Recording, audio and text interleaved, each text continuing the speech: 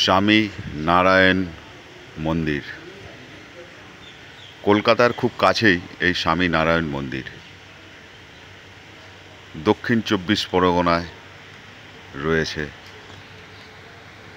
স্বামী নারায়ণ মন্দির বা পৈলান ভাষা 14 নম্বর।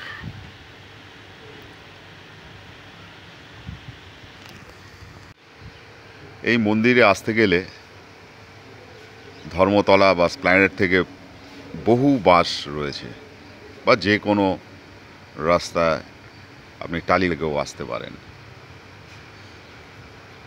ডিএইচ রোডের পাশে এই মন্দিরটি অবস্থিত। ডায়মন্ড হারবার, আমতলা, ফলতা, কাকদ্বীপ যে কোনো এক্সপ্রেস বাসে উঠলেই এই মন্দিরের সামনে নামিয়ে দেবে। রাজস্থান থেকে পিঙ্ক কালারের গ্রানাইট পাথর এনে এই মন্দিরটা তৈরি হয়। তবে মন্দিরটা খুব পুরানো নয়,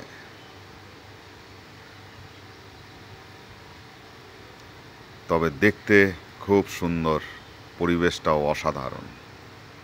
বিশেষ করে বিকালবেলায় এই গরমের সময় দারুণ লাগে, কারণ গ্রাম্য পরিবেশ আর সুন্দর ঠান্ডা হাওয়া মন ভরিয়ে দেবে।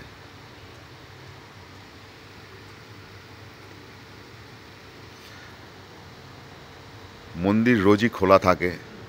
মন্দিরে প্রবেশ করতে গেলে কোনো প্রবেশ মূল্য নাই। সকাল 8টা থেকে দুপুর 12টা, আবার বিকাল 4টে থেকে রাত 8টা পর্যন্ত এই মন্দির খোলা থাকে। তবে বাইরে থেকে এখানে কোনো খাবার বা কিছু নিয়ে যাওয়ার অ্যালাউ নেই। মন্দিরে ভেতরে ভিডিও করারও কোনো পারমিশন নেই।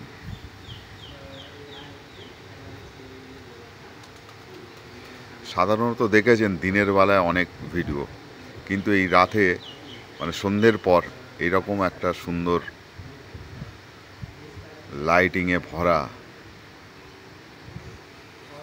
ভিডিও হয়তো কমই দেখেছেন।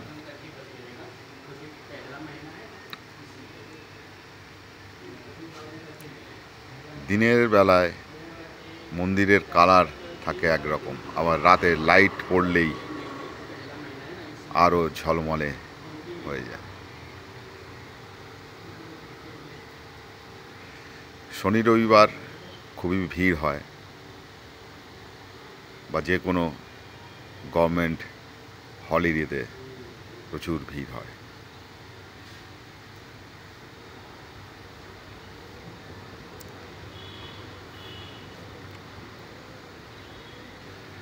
মন্দিরের ভেতরে ঢুকলে দেখবেন দারুণ কারুকার্য করা, দেখলে মন ভরে যাবে।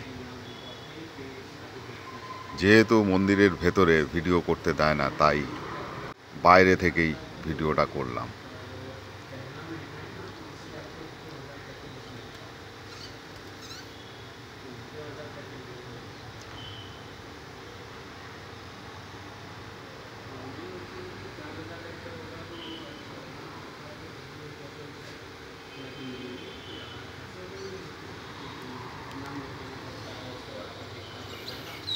বাপস স্বামী নারায়ণ মন্দির। পৃথিবীর বহু দেশে স্বামী নারায়ণ মন্দির রয়েছে। রিসেন্ট আবুধাবিতে একটা বিশাল স্বামী নারায়ণ মন্দির হয়েছে।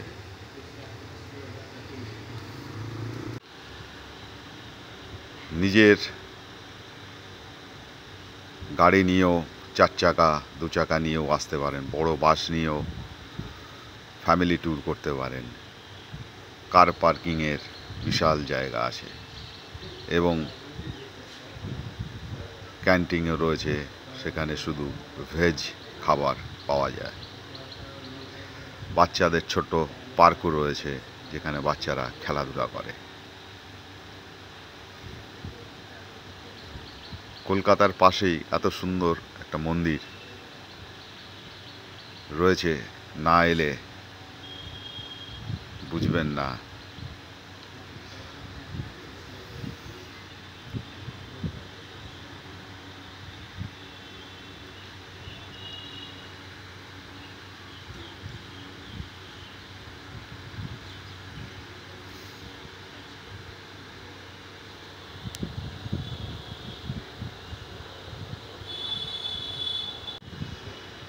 মন্দিরের পরিবেশটা এত সুন্দর, এলে ফিল করবেন।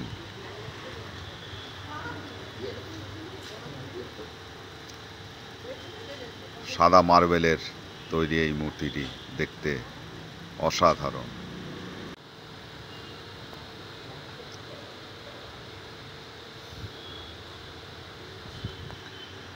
পৈলান ভাষা 14 নম্বর।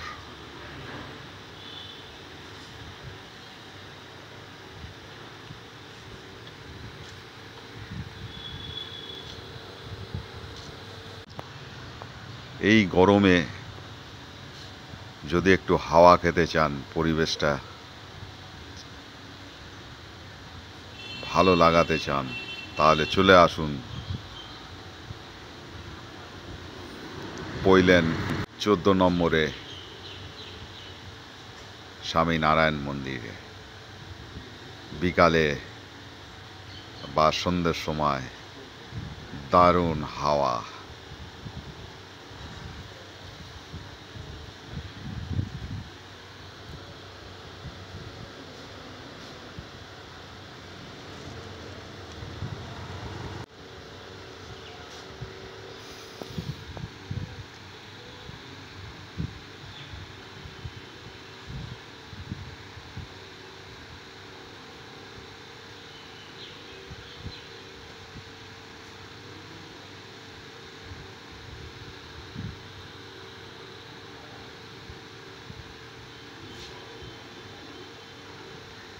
লাইটের আলোয় মন্দিরটা আরও ভালো লাগে। সন্ধ্যের সময় মাঠে বসে একটু গল্প করা, এটাও একটা দারুণ ফিলিংস। Tata, bye bye.